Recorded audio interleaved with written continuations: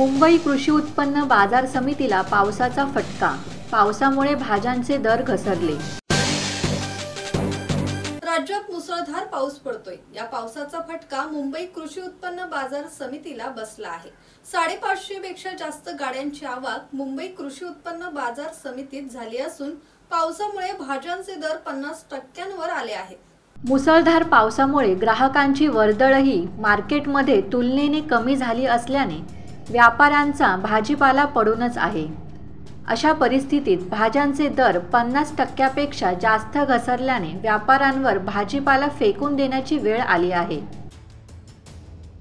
मनोज भिंगारडे, संवाद मराठी लाईव्ह, नवी मुंबई।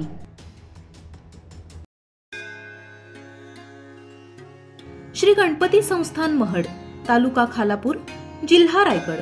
श्री वरदविनायकाच्या भक्तांसाठी भक्त निवासाची सोय, स्वच्छता आणि 24 तास गरम पाणी, सीसीटीव्हीची नजर। आगाऊ नोंदणीसाठी संपर्क करा 02192 26 69 12 72 76 47 38 54।